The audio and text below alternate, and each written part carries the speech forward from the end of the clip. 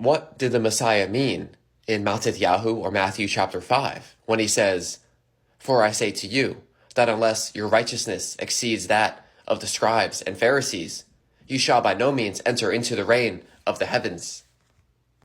Matthew chapter 23.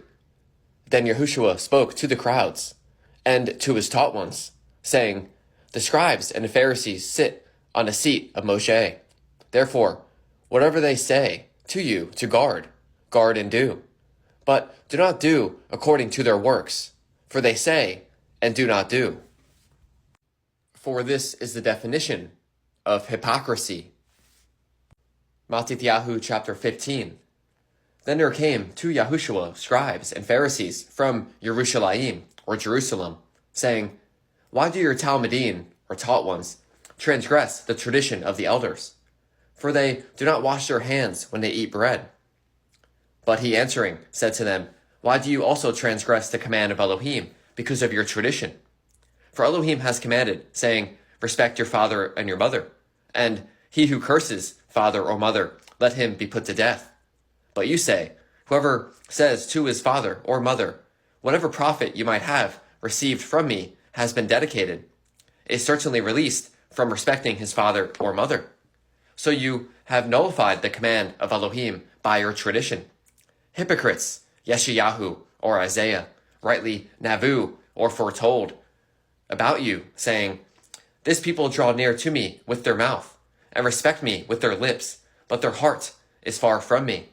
Remember his laws, the renewed covenant, is in our heart, right? But in vain do they worship me, teaching as teachings the commands of men." Matthew chapter 23. Woe to you, scribes and Pharisees, hypocrites, because you tithe the mint and the anise and the cumin, and have neglected the weightier matters of the Torah, the right ruling. The right ruling and justice are one the same. It says decision, a tribunal, justice, especially divine law. Our Creator is righteous, meaning he gives everyone according to what is due to him. The Pharisees, on the other hand, did not do right ruling, did not do justice. And the compassion and the belief, these need to have been done without neglecting the others. Blind guides, straining out a gnat and swallowing a camel. Woe to you, scribes and Pharisees, hypocrites, because you clean the outside of the cup and dish, but inside they are filled with plunder and unrighteousness. Blind Pharisee, first clean the inside of the cup and dish, so that the outside of them becomes clean too. Woe to you, scribes and Pharisees, hypocrites, because you are like whitewashed tombs, which outwardly indeed look well, but inside are filled with dead men's bones and all uncleanness. Uncleanness, impurity. In a moral sense, the impurity of lustful, luxurious, profligate living. Uncleanness, physically or morally. So you too outwardly indeed appear righteous to men, but inside you are filled with hypocrisy and lawlessness. This word he uses for lawlessness is the same word he used in this verse also. This is from Matthew chapter 23. "And then I shall declare to them, I never knew you. Depart from me, you who work lawlessness." Lawlessness, iniquity, disobedience, sin, properly without law. Lawlessness, the utter disregard for Elohim's law, his written and living word. Anomia includes the end impact of law breaking, its negative influence on a person's soul or inner being, status before Elohim.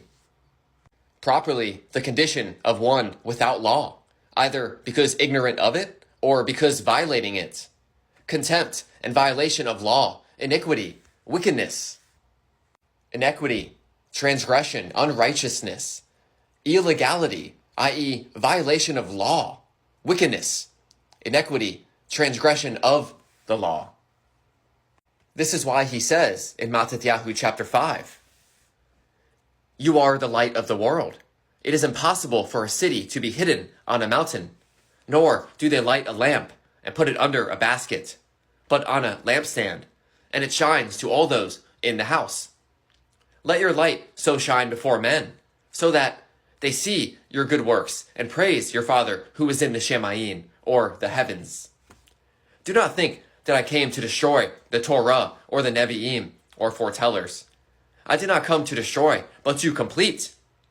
For truly I say to you, till the Shemayin and the earth pass away, one yod or one tittle shall by no means pass from the Torah till all be done.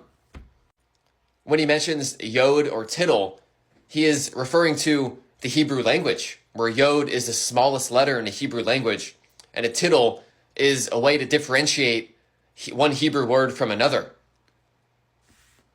The Messiah is speaking of the eternal nature of Elohim's law, his word, which will not pass away. I recently did a video on what the yod and tittle are, so go check it out if interested. Which is why he then says, which this verse is ignored by most Christians. Verse 19, whoever then breaks one of the least of these commands and teaches men so shall be called least in the reign of the Shemayin, or heavens. But whoever does and teaches them, he shall be called great in the reign of the Shemayin.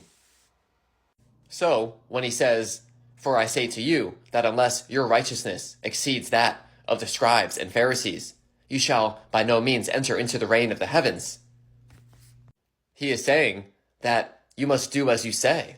So, if you confess with your mouth that you believe in the Messiah, which is the Word, you have to do what it says in his Word. Otherwise, that is hypocrisy.